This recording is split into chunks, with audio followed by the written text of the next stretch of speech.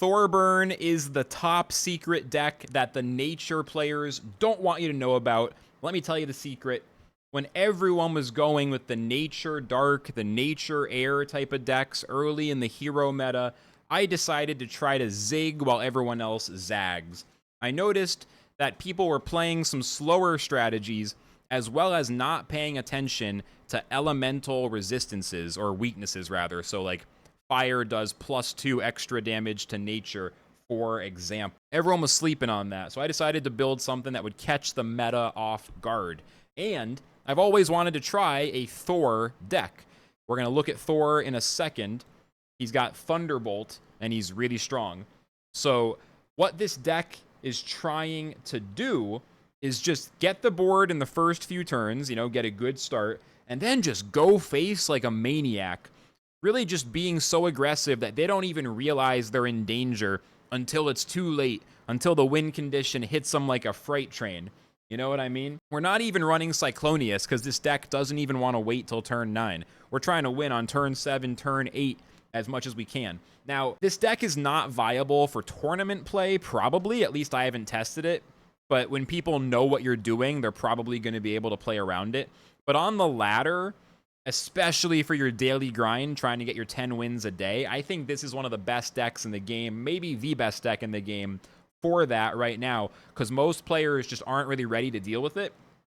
And whenever you do get lucky enough to play against a beginner or someone who's, you know, messing around with a wild card deck with only 40 HP, this deck annihilates them. Annihilates them. So if you're pissed and you just want to go aggressive, or if you're looking for a convenient daily grind deck, or you're just tired of losing to nature, any of those reasons, I recommend playing this super aggressive Fire Air Thor Burn deck. So let's look at some of the key cards. First up, we got Thor. We got Thor. Did I say Thur? We got Thor. 8-9 for 8. What's up, Sumaya? What's up, Ishan? Welcome in, y'all. We got Thor. Thunderbolt 3, 8-9 for 8. What Thunderbolt does is for every creature on your opponent's side of the board, it does 3 damage to their face. So if they have one creature, this will do 3 damage to them, to their face, to the hero, to the player. If they have 3 creatures, it'll do 9 damage. I find it's pretty common for Thor to get a 15 damage burn. People will often spread out to 5 creatures for whatever reason. 5 is like the magic number. So oftentimes, if you're able to get them down to 15 health before they take the board back, Thor will just win you the game. And a lot of people just don't know that it's coming. They're not ready for it. They're hoping you don't have it. Another piece of the puzzle is Thundeagle at 5 energy, 8-5, Thunderbolt 2. So 2 damage to the opponent's face for each creature they have. This is a good way to either finish the game if you're almost there, or to get closer. Let's say they're at 20 to 25 health with about 4 creatures on the board. You play Thundeagle, you put some stuff out there, they kill Thundeagle, they play more creatures, then boom, you hit them with Thor next turn. So it's a good setup for Thor. And at a certain point in the late game, you're just going to be playing all of your burn cards as fast as you can. So a final turn in the game might be Thundeagle double Vroom, or something like that, right? You're just, you know, Thundeagle plus Firon, like using some combustion and some Thunderbolt. All this stuff adds up to having enough late game pressure just to have the reach to end it when you're close, to get that win. Now, Vroom, I think, even though this card is people know it's strong, but I think since Heroes came out, it's being slept on. Fire is not very popular in the hero meta at the end of Gen 4, but Vroom is great. So anyone who plays Fire is always going to want a double play, 2 copies of Vroom, a full play set. And I think with Gen 3 packs no longer being sold when Gen 5 launches, like, Vroom might be in high demand in the future. I feel like people aren't really realizing how important Vroom is for the next, 3 to 6 months of the standard meta while Gen 3 is still in there. And even in the future for legacy decks, when that becomes a popular format as the game grows, like, I feel like everyone needs to get their hand on Vrooms, and it's definitely a key card to making this deck work, because combustion at 1 energy is just nuts. This is one of your early game cards to get control of the board, or late game to do enough damage to finish the match and win. So an incredibly valuable 1 energy card. Turbo as well. This is your best early game board clear card. if they have two creatures with kind of low health, and Turbo can just kill them both if you get a little bit lucky. There's a lot of RNG with the Inferno, but let's face it, this is a hyper aggro ladder deck, so RNG is inevitable. Still, I think Turbo is... it's very, very strong in this deck. I'm definitely running two of them because it's just so perfect for our early game plan. And then Blazebark. So this is interesting. This is a good one for the anti-nature stuff. Wildfire does 1 damage to an opposing creature randomly every time you play a card, including when you play Blazebark itself. And so this will do 3 damage per hit to nature, because nature takes 2 extra damage from fire. So against a nature deck, Wildfire, if you can play a few other creatures after it, is really good at getting rid of Aegis stacks and just melting their nature creatures, just melting. And it applies to nature and to earth, because of course earth and nature have been combined into one class now. So really, really good mid-game card if you fall behind a little too early to maybe come back on the board. I'm pretty sure this is one of the best decks for Blazebark, and it's definitely a key part of our anti-nature tech. So there's the list. There's the basic explanation. And now we will jump into some featured matches, and you make sure you like the video and subscribe to the channel. Do it, all right? We're building this up. You do it. Here's the featured match now. Let's go. Fee 5 Fo fucked. We probably shouldn't allow the word fuck to be in usernames. Not that it matters to me personally, but we should probably fix that. We should probably fix that. Okay, do you want a mulligan?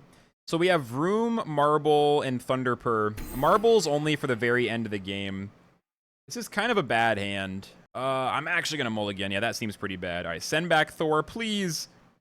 All right, good. I got the right card. Mulligan's been a little janky. They're going to fix it soon, I guess. Got to click right in the middle. You're back? Welcome back, Gas. No, I do not want to mulligan again. All right, we had the mulligan once, but we can still make this happen. They had the mulligan as well, actually. We both mulliganed. So going second when they passed turn 1, I'm happy to play Zapicide. I got Marbul in both my opening hands. I think I've gotten so this is only meant to be like a late game top deck kind of card. I think I'm running 1 copy. I think I've gotten Marbul in my opening hand like 10 games in a row at least. Just one of those things. Like I think it's been probably 10 games in a row. In a spot like this, I'm tempted to just Vroom them in the face. They're playing Dark and Air. So I just play Marbul now and just say yeet? Like, just let one of these cards get yeeted. This is such an annoying spot. I'll just Vroom them in the face, honestly. I'll just go Vroom them in the face because it's such an awkward spot. Next turn, we could maybe pip out the Ocho. I'm so annoyed at Marbul being in my opening hand. Yeah, we're getting the worst draw, but if we just draw a playable card next turn, that's all that really matters. We have Ocho this turn. I'm not even going to kill Chubwing. We're going right into the super aggressive strategies, I think. I'm just going to go face, take him down to 39, and be extremely aggressive. It's a risky strategy. Okay, so they Hex my guy. So we do draw Blazebark, which is playable. I think we can actually Blazebark into Marbul here. If they were playing Nature, you can imagine how powerful this would be with the Wildfire charges, but even without it, we'll just take the tempo, hope we discard one of the Thundeagles. If we discard Thor, that's fine too. As you can see, we're just being ridiculously aggressive. So I discard one of the Thundeagles, and good, Zap kills Chubwing. I mean, you've never seen a deck like this, unless you've already seen this build and it's not your first time. Like, you've never seen a deck like this in Champions, have you? People just don't realize how aggressive you can be. He's killing Zapicide, and he's hexing Blazebark. Blazebark literally gets stronger because we high roll the hex. I will absolutely play Thundeagle here. They're not showing any AoE. And this is the nice thing about this deck. Against Nature, you have your fire stuff. Against not Nature, you can go wide as fuck. You can be incredibly, like, risky. Because if they don't have Nature, they don't have the good board clears. So against Nature, you have anti-Nature tech. Against other decks, you're naturally able to kind of take advantage of their lack of Nature.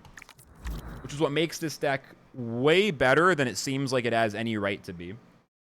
We're basically there. They also don't have heals without Nature. Like, it's just really cool. The fire counters Nature, but if they don't have Nature, then they're weak to the deck otherwise. Like, it's really, really cool.